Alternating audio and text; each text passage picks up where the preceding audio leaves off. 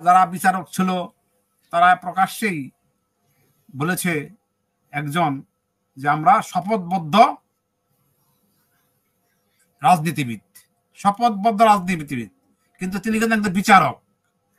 আর একটা বিচারক বলেছিল যে আমরা এই দেশে মুক্তিযোদ্ধারাই থাকবে, রাজাকারদের কোনো স্থান নাই, রাজাকারদের কোনো বিচারও নাই।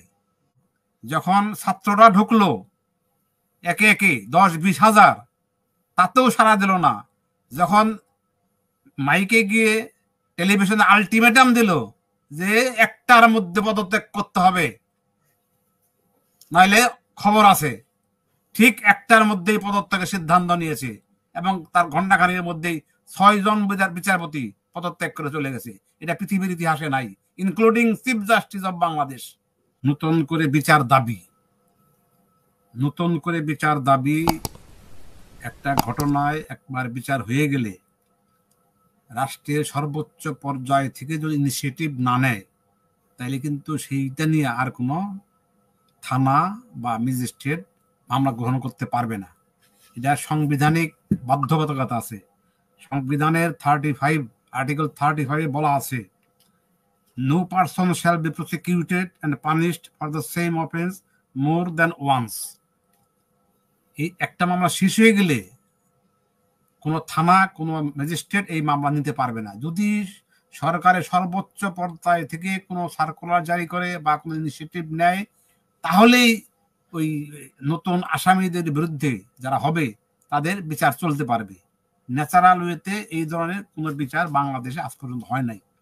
একটা ঘটনা রাইট আর রং বিচার হয়ে গেছে, সেটা আবার নিউ বিচার, সেটা সংবিধানে বার করে দিয়েছে যে একই ঘটনা নিয়ে 2 বার বিচার হবে না। আচ্ছা, এটা গুলো শেষ। এখন আপনার দ্বিতীয় প্রশ্নে আসি।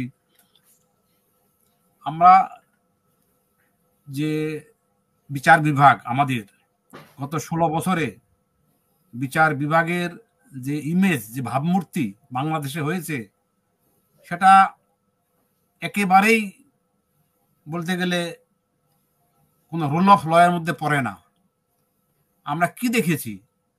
সরকারের হুকুমে রায় হয়, সরকারের হুকুমে বেল হয়, সরকারের হুকুমে কোর্ট চলে,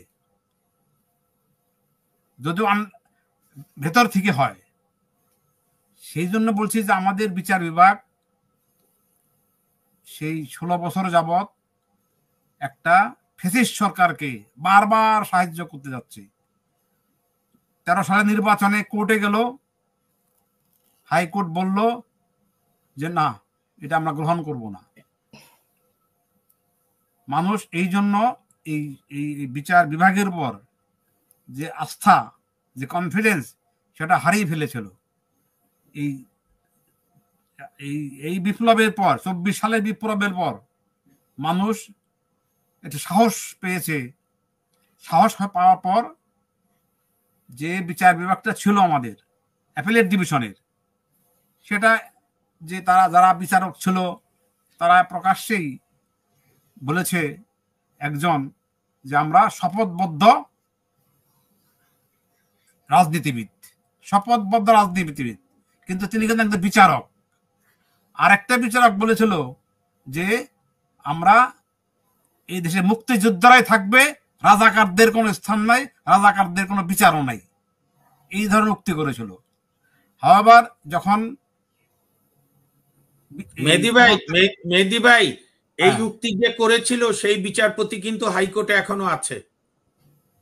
হ্যাঁ, না, ট্রাইব্যুনাল আছে, ট্রাইব্যুনাল আছে। হ্যাঁ, আচ্ছা।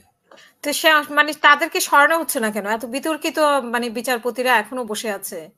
না, সেটাই বলতেছি। যেদিন আমরা হাইকোর্টকে আমরা মিছিল বের করলাম, সমস্ত আইনজীবী কোনো সারা শব্দ দিল না। যখন ছাত্ররা ঢুকলো একে একে 10-20 হাজার, তাতেও সারা দিল না।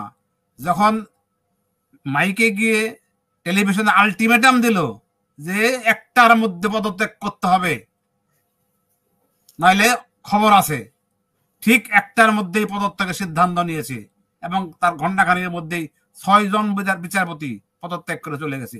এটা পৃথিবীর ইতিহাসে নাই, including chief justice of Bangladesh. এখন হাইকোর্টের বিচারপতির এরকম দলকণা বিচারপতি অনেক আছে, তারা সরকারি দলের প্রতি এত লয়্যালটি, তারা যে শপথ নিয়েছে সেই শপথ ভুলে কোন সরকারকে বলতে হয় না কোন রায় দিলে সরকারের লাভ হবে, কোন রায় না দিলে সরকারের ক্ষতি হবে, তারা নিজেরা চিন্তা ভাবনা করে এই কাজটা করে।